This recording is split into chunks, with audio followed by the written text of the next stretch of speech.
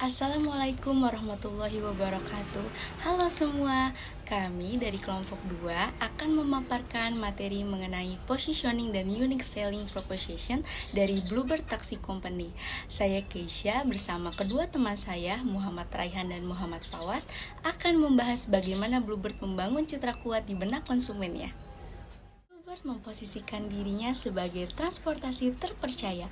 Hal ini didukung oleh armada biru yang ikonik dan mudah dikenali, pengemudi profesional yang sopan dan rapi, serta tarif yang transparan menggunakan argo. Slogannya pasti pas dan serving with care, menegaskan komitmen terhadap kualitas dan kenyamanan. Lalu, bagaimana strategi komunikasinya?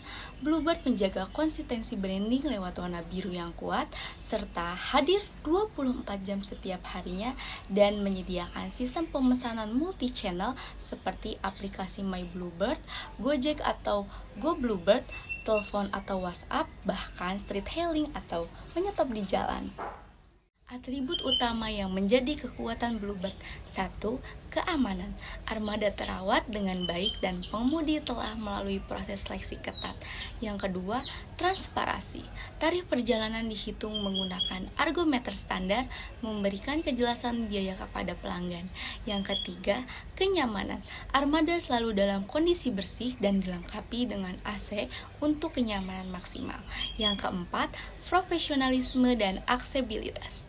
Pengemudi mendapatkan pelatihan khusus, layanan mengikuti standar tinggi, serta tersedia berbagai saluran pemesanan yang mudah diakses. Lalu bagaimana strategi pemasaran pada tahap produk life cycle PT Bluebird? Yang pertama, pada life cycle introduction, Bluebird melakukan penetrasi pasar dengan layanan berkualitas tinggi. Kemudian pada cycle growth, Bluebird itu melakukan ekspansi ke kota-kota besar, melakukan juga diversifikasi layanan seperti adanya Bluebird dan Silverbird. Kemudian pada fase maturity, Bluebird melakukan inovasi teknologi seperti adanya aplikasi mobile, kemudian adanya program loyalitas pelanggan, serta diversifikasi layanan seperti adanya logistik dan sewa jangka panjang. Pada life cycle decline, Bluebird melakukan adaptasi dengan model ride-hailing, kemudian adanya kemitraan strategis dengan platform digital dan pengembangan layanan premium untuk segmen spesifik. Selanjutnya adalah strategi pemasaran pada tahap evaluasi pasar, yaitu pada PT Bluebird melalui seperti analisis kompetitor, yaitu Bluebird melakukan monitoring layanan pesaing, seperti contohnya adalah Grab dan Gojek. Kemudian perlu adanya feedback pelanggan, yaitu survei kepuasan dan sistem rating pada Bluebird. Bluebird juga melakukan market testing, yaitu adanya uji coba layanan baru di pasar terbatas. Kemudian adanya repositioning saat diperlukan, seperti dari hanya taksi konvensional menjadi penyedia layanan transportasi yang terintegrasi. Kemudian adanya penekanan pada keamanan dan profesionalisme di era transportasi online.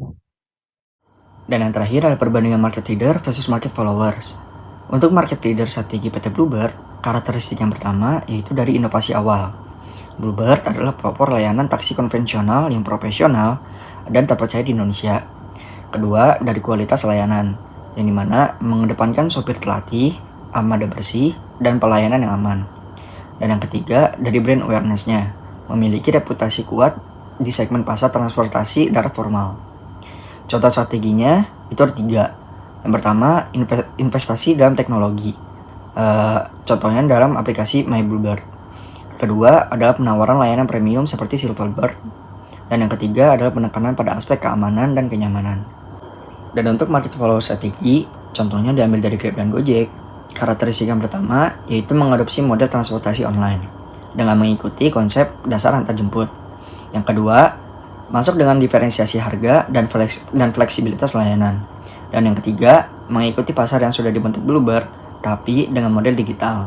Contoh strateginya, yang pertama, tarif promo diskon agresif. Yang kedua, ada layanan berbasis aplikasi di awal. Dan yang ketiga, membangun ekosistem layanan. Contohnya seperti transportasi, makanan, dan dompet digital. Cukup sekian pemaparan materi dari kami. Kurang lebihnya mohon maaf. Wassalamualaikum warahmatullahi wabarakatuh.